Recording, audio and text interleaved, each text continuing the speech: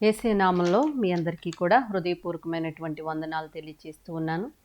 ఈ దినము కూడా దైవవాక్కు అనేటువంటి ఆత్మీయ సందేశం ద్వారా మిమ్మల్ని కలుసుకోవడానికి ప్రభు ఇచ్చిన కృపను బట్టి ఎంతగానో సంతోషిస్తూ ఉన్నాను. అందరూ కూడా బాగున్నారని నమ్ముతూ ఉన్నాను.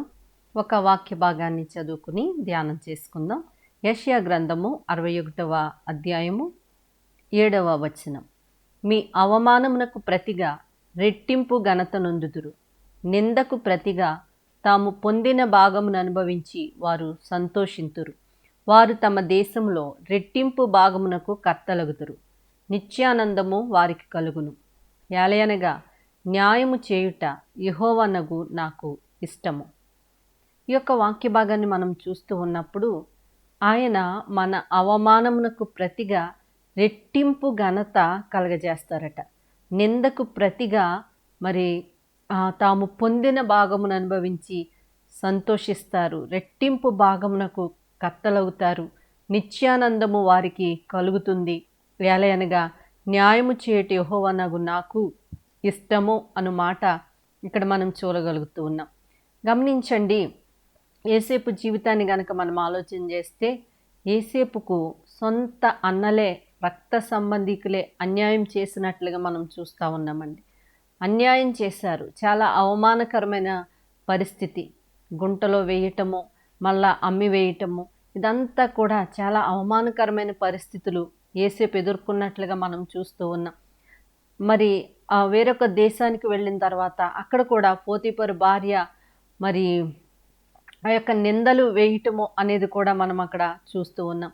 అయితే ఈ నిందలు, ఈ అన్యాయకరమైన పరిస్థితులు, అవమానకరమైన పరిస్థితులు ఇవన్నీ చూస్తూ ఉన్నప్పుడు మరి దేవుణ్ణి పట్టుకొని ఉండటం వలన, దేవునిని ఆశ్రయించి ఉండటం వలన వాటన్నిటిలోంచి విడుదల పొంది ఆ దేశంలోనే గొప్ప అధికారిగా యేసేపు ఉన్నట్లుగా మనం చూస్తూ ఉన్నాం. అంటే గమనించండి, మన జీవితము ఈ దినము ఒకవేళ సరైనటువంటి విధానంలో లేకపోవచ్చు, సరైనటువంటి పరిస్థితుల్లో లేకపోవచ్చు.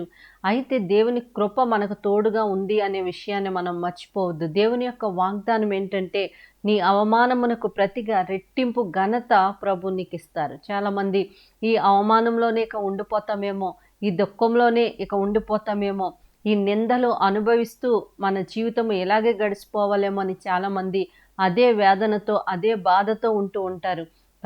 కానే కాదండి, తిరిగి మరలా రెట్టింపు ఘనతను ప్రభు మీకు ఇస్తారండి. రెట్టింపు ఘనతను మీకు ఇస్తారు. దేశంలో రెట్టింపు భాగమునకు కర్తలయ్యేలాగా ప్రభు చేస్తారు. అంతేకాకుండా నిత్యానందము ఆయన కలగజేస్తారట. ఏలయనగా న్యాయము చేయుట యెహోవానగు నాకు ఇష్టము అని వాక్యంలో రాయబడింది. మనుషులు ఎంతైనా అన్యాయం చేయొచ్చు కానీ ఆయన మాత్రము న్యాయం చేయడానికి ఇష్టపడుతున్నారు అని దేవుని యొక్క వాక్యంలో మనం చూస్తూ ఉన్నాం. కీర్తనల గ్రంథము 9వ అధ్యాయము 7వ వచనంలో గనక మనం చూస్తే అక్కడ రాయబడి ఉన్నటువంటి మాట మనం గమనిస్తే గనక కీర్తనల గ్రంథము 9వ అధ్యాయము 7వ వచనంలో రాయబడి ఉన్నటువంటి మాటను గమనిస్తే, యెహోవా శాశ్వతముగా సింహాసనాసీనుడై ఉన్నాడు. న్యాయము తీర్చుటకు ఆయన తన సింహాసనమును స్థాపించి ఉన్నాడు.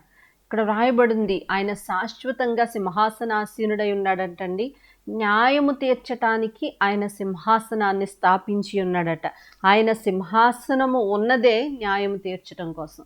కాబట్టి ఒకవేళ అన్యాయాన్ని, నిందను, అవమానకరమైన పరిస్థితులను ఒకవేళ ఎదుర్కొంటూ ఉన్నారేమో, దేవుడు న్యాయం చేయటానికి సిద్ధంగా ఉన్నాడు. దేవుని యొక్క వాగ్దానాలను పట్టుకుని ప్రార్థన చేయండి. దేవుడు మిమ్మల్ని దీవించును గాక. ఆమేన్. ప్రార్థన చేసుకుందాం. ప్రియ పరలోకపు తండ్రి, నీకు స్తోత్రం నాయన. ఈ దినము నాయన ఈ వాక్యం ద్వారా మీరు మాతో మాట్లాడుతూ ఉన్నందుకు వందనాలయ్యా. అవమానకరమైన పరిస్థితుల్లో ఉన్న వారిని మీరు జ్ఞాపకం చేసుకోండి.